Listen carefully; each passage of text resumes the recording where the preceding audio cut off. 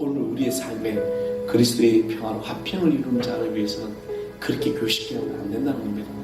말씀으로 오늘 성 프란체스코의 기도처럼 그런 도가 되어주시게 되라고 여러분 기도하며 또 여러분 화평을 이루는 참된 그리스도인이 되기를 주님으로 간절히 축원하겠습니다.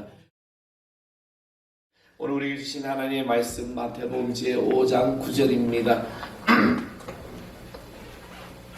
마태복음 제5장 9절 다 찾으셨으면 다 같이 한 목소리로 합독하겠습니다. 화평하게 하는 자는 복이 있나니 그들이 하나님의 아들이라 일컬음을 받을 것이며 아멘. 할렐루야. 우리 주님께서 여러분의 모든 삶을 또 축복해 주시고 인도하여 주실 줄 믿습니다. 지난주 집회 때 강사님이 이런 이야기를 했습니다. 동일한 질문을 여러분에게 한번 던져보겠습니다. 연극 무대가 있어요. 무대가 있는데 주인공이 있고 관객이 있습니다. 자, 그래서 예배에 비했을 때 여러분들은 배우입니까? 관객입니까? 배우. 그렇죠. 여러분들은 배우입니다. 그렇죠? 관객은 오직 하나님 한 분이시죠. 그래서 배우는 어떻게 돼요? 관객은 예배 시간 다 되어와도 상관없잖아요. 뭐 5분 전에 와도 되고 7시 만에 예배다 11시 예배다 11시 오면 되지만 배우는 어떻게 돼야 돼요? 일찍 와서 자기 리허설을 해야 되잖아요. 그래서 내가 충분히 내가 이 무대에 설 수 있을 준비가 되어야 된다는 거죠.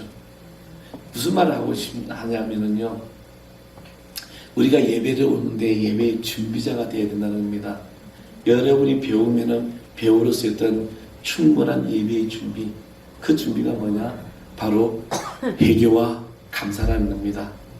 그래서 항상 예배 시간 전에 우리 교회는 찬양이 10시 50분에 찬양, 예배든 찬양이 들어가잖아요. 그러면 여러분 언제 와야 되느냐? 최소 10시 40분에 와서 충분히 내가 하나님 앞에 회개하고 또 감사의 고백을 드리면은 그 예배가 내 삶에 놀라운 변화가 일어난다는 겁니다.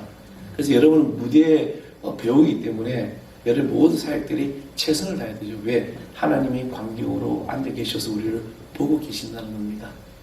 아멘. 그래서 여러분 항상 준비된 자로 세입받을 줄 믿습니다. 일제시대에 소설가 활동했던 추는 이광수라는 분이 계십니다. 그분이 이 민족 개조론이라는 그런 어떤 책을 썼는데 그곳에 우리 민족이 왜 일제에 망할 수밖에 없는 그런 10가지 이유를 들었습니다. 첫 번째는 외국 사람을 믿어도 자기의 동포들을 못 믿고 불친절하다는 겁니다.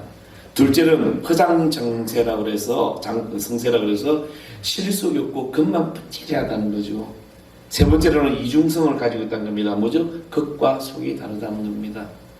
또 회의할 때는 결정해놓고 막상 일할 때 보면 빠지는 자들을 보일 수가 있는데, 그리고 행동에 따르지 않는 말만 하는 자들, 그런 자들을 봐도 이중성이라고 하죠.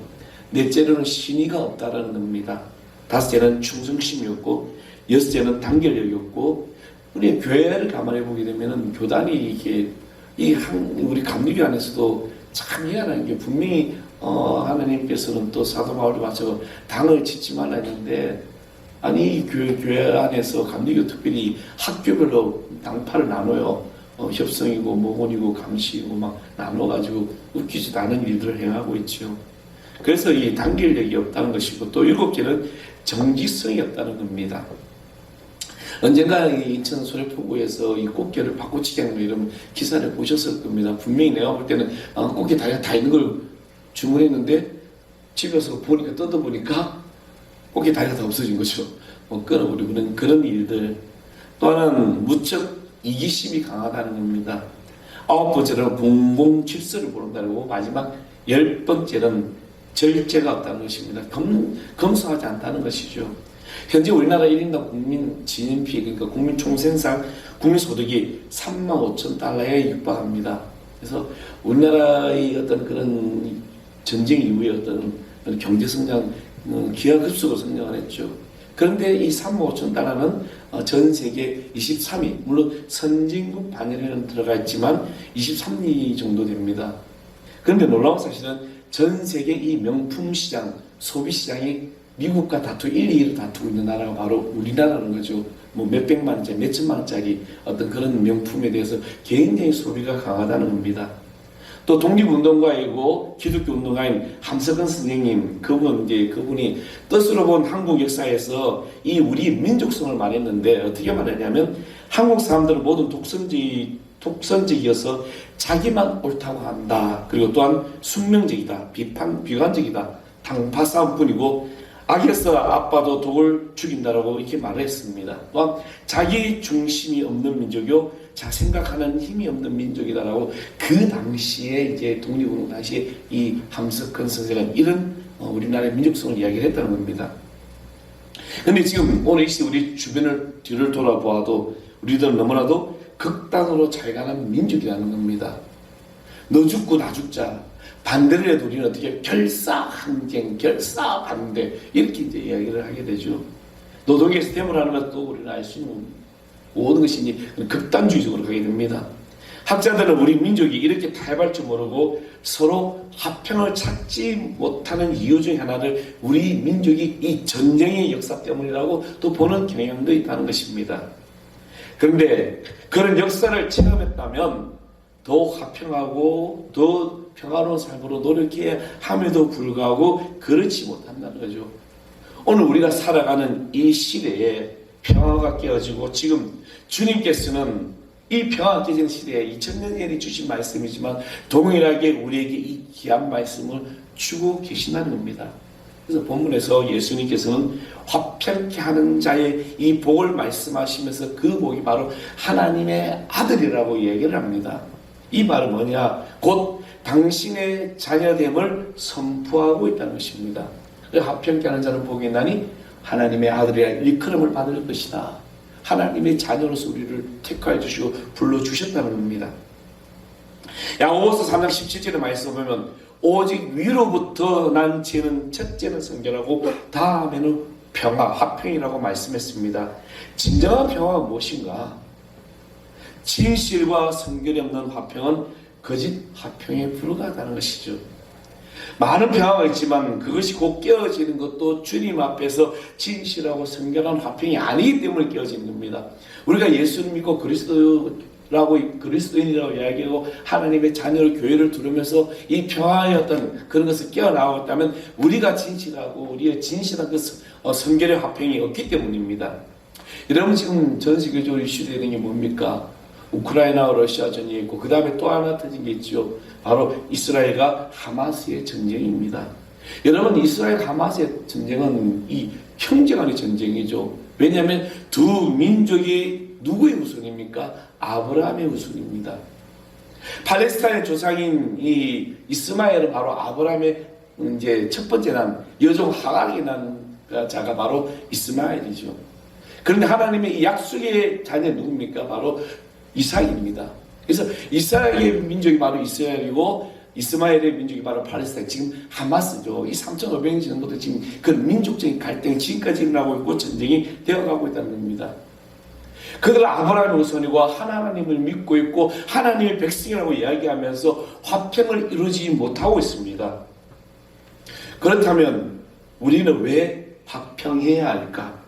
왜 우리는 화평을 해야 되는 것일까? 바로 먼저 주님의 명령이기 때문입니다. 본문 오늘 화평케 하는 자는 이 화평케 하는 자인데 화평이라는 것이 영어 성경에서 피스메이커라고 하는데 중재자라는 그런 의미가 있습니다. 이 말을 뜻을 보면 화평의 의무가 있음을 말씀하고 있는 것이죠. 그래서 고린도후서 5장 18절에 말씀 보면 하나님께서 성도들에게 그리스도 안에서 화목하게 하는 직책을 맡기시고 또 말씀하시고 부탁하셨다고 말씀하셨습니다. 우리는 믿는 자의 의무 중에 하나가 바로 화목케 하고 화평하게 하는 것입니다. 이것은 주님의 명령입니다. 오늘 산상수훈에서 이 말씀 5장 9절의 이 말씀 여러분 말씀 가만히 보면 화평하게 하는 자는 복이 있나니 그들이 하나님의 일컬음을 받을 것이며 라고 하는 이 우리에게 주신 명령입니다. 왜냐하면 이 마태복음 5장에 쭉 나가면 너희 세상의 빛이다 소금이다까지 결론을 지어서 말씀하고 있는 거예요. 그 말씀을 볼 때 바로 우리에게 명령하는 것이요. 여러분 명령은 무엇입니까? 내가 하고 싶으면 하고 말고 싶으면 하는 게 아니라는 거죠.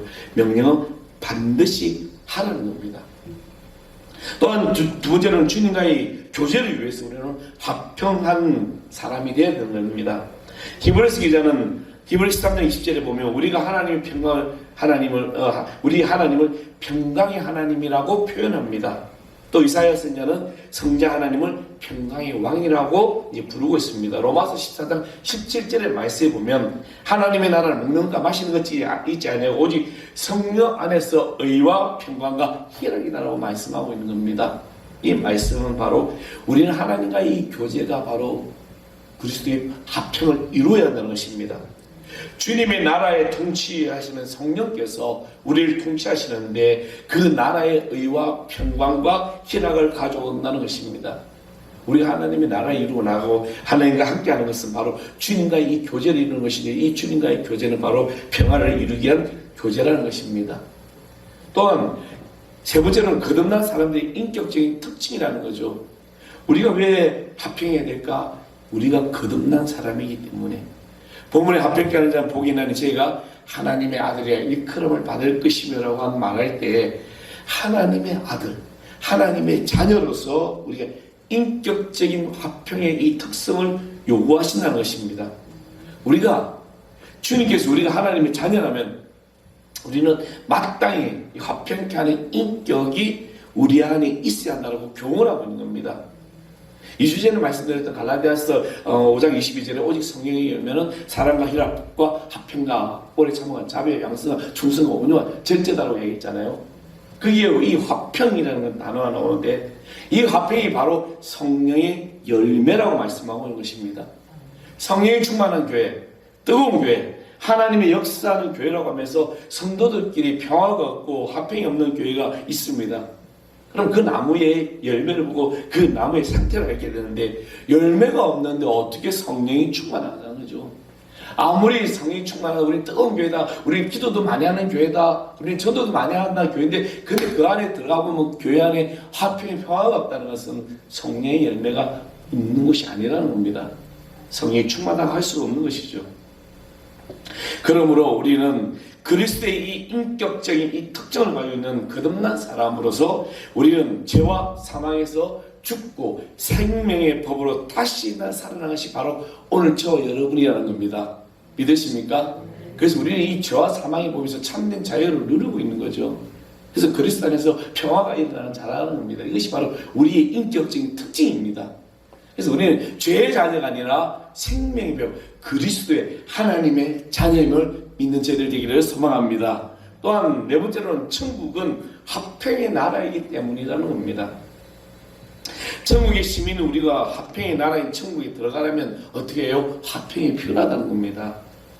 이사야 선지자는 어느 날 하나님의 나라에 대한 이 비전을 크게 보았는데 그 비전이 뭐냐면 여러분 잘 알 겁니다. 그 나라는 이리가 어린 양과 함께 거하며 포범이 어린 염소와 함께 누우며 송아지와 어린 사자와 살찐 짐승이 함께 있고 젖 먹는 아이가 독사의 구멍에 손을 넣고 한번 그림을 그려보십시오. 어린 양이 이리와 뛰어놀고 송아지가 어린 사자와 함께 놀고 젖 먹는 아이가 독사의 구멍에 손을 넣고 이 모든 것이 바로 무엇을 뜻합니까? 바로 싸움이 없는 나라가 천국이라는 겁니다. 이 장면이 얼마나 화평합니까? 얼마나 평화로운 모습입니까?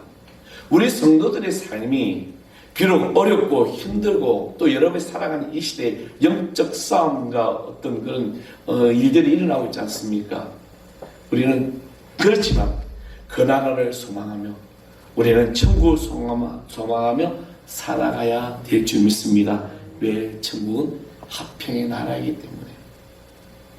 교회는 예수 그리스도께서 그의 택한 백성들을 지상교회를 통하여 부르시고 구원하시고 훈련시키시고 연단시키는 장소가 바로 교회입니다. 그래서 이곳을 통해서 주님의 나라를 널리 펼치도록 계획하셨고, 그래서 우리가 가야 할 주님의 나라를 연습하는 것이 바로 오늘 이 교회라는 겁니다. 말세의 징조 가운데 교회에 나타나는 것 중에 하나가 뭐냐면은 디모데후서 3장 5절에 경건의 모양은 있으나 경건의 능력이 없다라고 이야기를 합니다. 사도 바울은 이 디모데에서 그런 얘기를 하게 된 것이죠. 속으로는 경건한 척하면서 다투고 보이지 않게 거룩하게 보이나 삶이 그렇지 못한 성도들이, 교회들이 많이 나타난다는 겁니다. 말세 때 그런 교회들이 나타난다고 말씀하고 있는 것입니다. 우리는 이 천국에 들어가기 위해서 우리는 평화를 수여하는 백성이 되어야 될 줄 믿습니다. 왜? 하나님의 나라에 천국에 소유된 시민권자이기 때문입니다. 그러면 우리는 누구와 화평해야 합니까? 이 화평케 하는 것에는 분명한 대상이 있어야 된다는 겁니다. 먼저는 하나님과 나와의 어떤 그런 올바른 관계에서 주어지는 화평이라는 거죠. 사랑하는 성도 여러분, 여러분 하나님과 화평케 하는 그런 관계를 유지하고 있습니까? 아멘? 여러분 아마 나는 정말 하나님과 이 화평케 하는 관계를 유지하고 있을까? 욥은 욥기서 22장 21절 말씀이 이렇게 말합니다. 너는 하나님과 화목하고 평안하라. 그리하면 복이 내게 임하리라. 여러분, 사람이 그 생명에 거느신 하나님과 평화하지 못하는데 어떻게 진정한 평화가 그에게 임할 수 있을까요? 이 진정한 평화는 그리스도를 통해서만 가능하다라고 성경은 말씀하고 있습니다. 로마서 5장 1절에 보면 그러므로 우리가 믿음으로 의롭다 하심이든즉 우리 주 예수 그리스도를 말미암아 하나님과 더불어 화평을 누리자고 했습니다.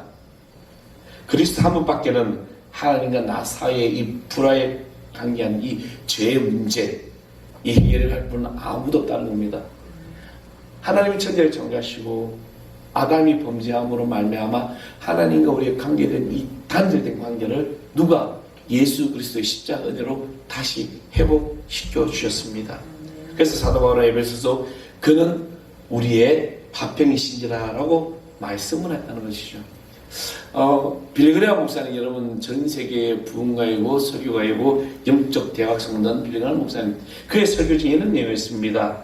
어느 전선에서 이 통신병이 중요한 그런 연락 사항을 이제 명령을 받았는데 모든 통신이 다 둘지었습니다.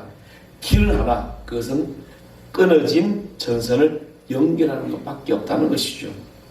근데 연결할 방법은 없고 시간도 급한 그런 상황에 빨리 소식을 전하지 않으면은 모두가 위험에 빠져 죽을 수밖에 없었습니다. 이 급박한 절대 이 절명의 상황 속에서 통신병은 끊어진 양손에 손을 잡고 두 손으로 붙잡습니다. 그리고 자기의 생명을 두고 마지막 메시지를 아군 주요 부대에게 연락을 하게 된다는 것입니다. 그리고 그는 자기의 생명을 바치게 됩니다. 우리가 하나님과 원수되어서 죽을 수밖에 없을 때 그리스도께서 한 손으로는 하나님을 잡고 또 한 손으로 우리 손을 붙잡아 주시고 하나님과 이 관계를 소통시켜 주셨기 때문에, 가능하게 하셨기 때문에 우리가 하나님과 화평을 이루고 있는 것입니다. 하나님과 진정한 평화는 그리스도 예수만을 통해서만 이루어지는 것을 여러분 꼭 기억하시기 바랍니다. 우리의 평화 누굽니까? 하나님과 하나가 된 거죠. 또 하나 우리 자신과의 평화가 이루어진다는 거죠. 우리 자신과, 나 자신과의 평화가, 이 화평이 이루어져야 합니다. 우리 자신과의 평화를 누리기 위해서는 요한복음 14장 27절의 말씀이 뭐라고 했습니까? 평안을 너에게 끼치노니 곧 나의 평안을 너에게 주노라. 내가 너에게 주는 것은 세상이 주는 것 같지 아니하다라고 했습니다. 그리스도가 주는 이 평화가 내 안에 있기 때문에 내 안에 이 평화로운 삶이 넘쳐나는 것입니다. 주님께서 평화는 당신의 제자들에게 주신다고 말씀하셨는데 빌립보서 4장 6절에 너희는 아무것도 염려하지 말고 오직 모든 일에 기도와 간구로 너희 구할 것을 어떻게 해요? 감사함으로 하나님께 하라. 그러면 모든 지각에 뛰어난 하나님의 평강이 그리스도 예수 안에서 너희의 마음과 생각을 어떻게 지키시리라. 할렐루야. 주님께서 그리스도 안에 우리에게 그런 놀라운 마음과 생각을, 평화로운 마음을 주신다는 겁니다. 다른 것은 없습니다. 우리가 주님께서 주시는 평안을 누리기 위해서 살기 위해서 말씀을 묵상하고 기도하며 간구하면서 주님을 만나고 그분께서 주시는 평화를 누릴 수 있는, 그래서 그것을 맛볼 수밖에 없다는 거죠. 예수님만이 나의 이 평화, 진정한 평화를 주신 것입니다. 이런 평화를 맛보신 분만이 다른 사람에게 이 평안을 줄 수 있다는 것입니다. 내가 평안을 맛보아야만 그것을 베풀 수 있는 거죠. 그러면 어디에서 우리는 이 화평해야 될까? 아까 누구에게 이 평화를 이제 화평을 나눠야 될까 했는데, 그럼 어디에서 이 화평을 해야 할까? 먼저는 가정에서 여러분 화평해야 됩니다. 잠언서 17장 1절에 말씀 보면 마른 떡 한 조각 있고도 화목하는 것이 육신의 집에 가득하다는 것보다 가득하고 다투는 것보다 낫다라고 말씀을 했습니다. 가족 구성원들끼리 화목해야 합니다. 무슨 일이 하든지 가정이 하나 되지 못하고 화목하지 못할 때에는 진정한 화평이 이루어지지 않는다는 거죠. 또 하나는 교회에서 우리 교우들과의 관계가 화평을 이루어야 한다는 것입니다. 주님은 데살로니가전서 5장 13절에 너희끼리 화목하라라고 하셨습니다. 바울은 고린도전서 1장 19절 말씀에 다 같은 말하고 너희 가운데 분쟁이 없이 같은 마음과 같은 뜻을 온전히 합하라고 했습니다. 또 에베소서 3장 4절에는 평안이 매는 줄을 성령이 하나 되게 하신 것을 힘써 지키라고 했습니다. 교회 안에서 우리가 화평을 누려야 하는 것입니다. 여러분, 우리는 교회 안에서 내 개인이 신과 내 주장이 강하면 안 되는 거죠. 철저하게 나를 내려놓고 하나님 앞에 우리는 서 나가야 하는 것입니다. 며칠 전에 한 20몇 년 전에 했던 우리 한 집사님 전화가 왔어요. 그분 이야기가, 목사님 이제 나이가 들다 보니까 갈수록 더 내려놓아야 될 것이 많다는 거죠. 그래야만이 가정에 평화이라고 교회가 평안하고지더라는 겁니다. 오늘 우리는 우리 안에서 있는 모든 것들을 다 내려놓을 때 그리스도 안에서 평화로운 역사가 나타날 줄 믿습니다. 철로 역정을 쓴 존 번연은 때때로 그리스도인들이 평안하지 못하고 관계를 볼 때마다 말할 수 없는 심정으로 가슴 아파하며 이렇게 말했습니다. 이상하다. 이해할 수 없는 것이 하나 있다. 마귀와 더불어 대적해야 할 성도들이 자기끼리 싸우고 있다니. 성도의 교제의 균열을 좋아하는 것은 누구입니까? 사단밖에 없는 거죠. 내 안에 질투가 일어나고 욕심이 일어나고 이기심이 일어나고 시기가 일어나면 우리는 분열될 수밖에 없습니다. 오늘 교회 안에서 우리는 또 화평을 이루어야 되고, 그리고 마지막으로 모든 사람과 화평해야 한다는 것입니다. 로마서 12장 18절의 말씀 보면 할 수 있거든 너희로서 모든 사람으로 더불어 어떻게 하라? 평화하라고 말씀하셨습니다. 로마서 12장 14절에는 너희를 핍박하는 자를 축복하고 저주하지 말라라고 말씀했습니다. 정말 힘들죠. 나를 핍박하고 나를 시기하고 나에게 정말 자존심 상하겠는데 그들을 어떻게 축복합니까? 그런데 그렇게 말씀하고 있습니다. 우리는 마지막 이렇게 화평을 이루는 자에게 주님이 주시는 축복이 뭐냐? 바로 하나님의 아들이라고 인정해 주시는 것입니다. 우리가 평안을 소유하고 이 평안을 성취하는 삶을 살 때 주께서는 과연 너는 내 아들이라고 인정해 주시는 거죠. 너는 나의 자녀야. 내가 너를 사랑하는 거야. 그래서 형제들이 서로 연합하여 동감이 어찌 그리 선하고 아름다운지 이 말씀의 고백이 나오는 것입니다. 이 평화의 교제를 나누면서 살아갈 때 하나님께서 기뻐하신다는 겁니다. 저는 오늘 예수님을 사랑하는 성도 여러분이 화평케 하는 자가 되어서 하나님의 복을 받고 하나님이 기뻐하시는 삶을 살아가기를 소망합니다. 우리 기독교 역사에 그리스도의 악을 범한 거죠. 그리스도인이라고 얘기하면서 역사적인 범죄가 있습니다. 그거는 바로 십자군 전쟁이죠. 여러분, 세계사를 보면 십자군 전쟁은 결코 좋은 전쟁이 아닙니다. 그들은 성지 탈환이라는 미명 안에 많은 상처를 당깁니다. 수많은 어린이들을 고아가 되었고 수백의 여인들은 과부를 만들게 되고 가정이 파괴되고 마녀 사냥을 하고 또 많은 어린이들이 전쟁터에 끌려나갔습니다. 열심이라는 이 미명 아래 폭력이 난무하고 거짓이 난무하고 과정은 철저히 무시되는 일이 일어났습니다. 그때 조용히 등불을 켜고 평화의 기도를 드린 사람이 바로 성 프란체스코입니다. 그는 이런 기도를 드렸습니다. 주여, 나를 평화의 도구로 써주소서. 미움이 있는 곳에 사랑의 상처가 있는 곳에 용서를, 분열이 있는 곳에 일치를, 의욕이 있는 곳에 믿음을 심게 하옵소서. 위로받기보다는 위로하며, 이해받기보다는 이해하며, 사랑받기보다는 사랑하며, 자기를 온전히 줌으로써 영생 얻기 때문이니 주여 나를 평화의 도구로 써주소서. 저는 오늘 이 기도가, 오늘 여기 모인 사랑하는 성도 여러분의 기도가 되어야 될 줄 믿습니다. 내가 평화의 도구가 되는 것은 내가 위로받기보다는 위로하고, 내가 먼저 이해받기보다 내가 먼저 이해해주고, 내가 먼저 사랑받기보다는 내가 사랑을 먼저 해줄 때 바로 화평케 하는 자가 되는 것입니다. 지금 너무나도 이 종말의 시대에 평화가 깨져가고 있습니다. 개인적으로 자기만이 살아가려고 하는 그런 세상, 개인 이기심 난무하는 세상. 우리 초등학교 교사를 하는 선생님도 있고 보면은 아이들이 교권이 너무나도 심각한 거죠. 우리 부모들은 정말 우리 자녀들을 똑바로 교육시켜야 되는 거죠. 하나님의 말씀을 줘야 되고, 양보할 줄 알고, 또 내가 손해볼 줄 아는 것들을 가르쳐야 되는 거죠.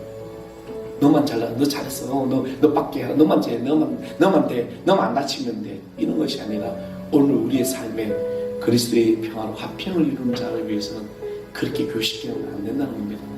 말씀으로 오늘 성 프란체스코의 기도처럼 그런 도구가 될 수 있게 되라고 여러분 기도하며, 또 여러분 화평을 이루는 참된 그리스도인이 되기를 주님으로 간절히 축원하겠습니다.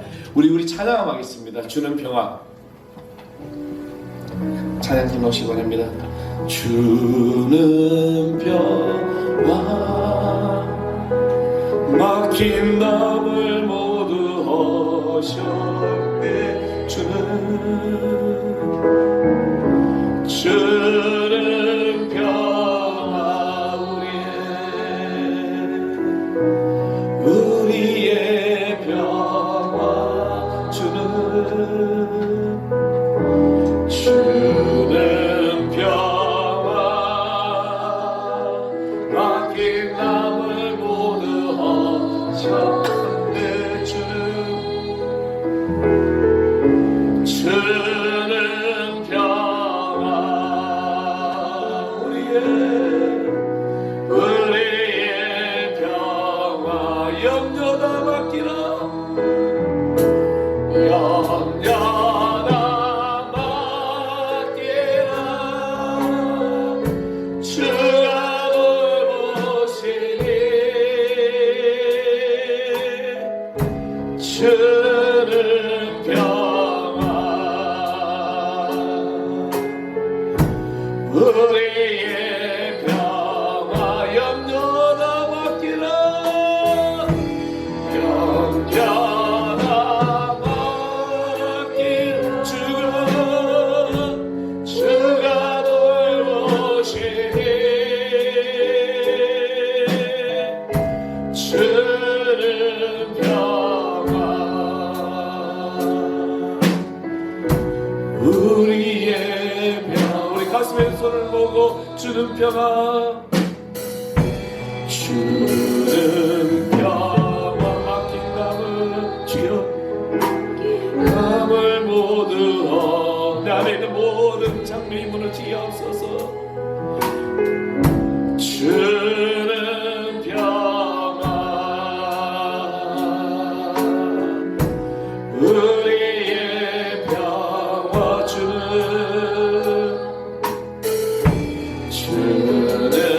평화 막힌 담을 모두 하셨네. 주는 평화 우리의 평화 내 모든 염려 내 모든 걸 주님께 맡깁니다.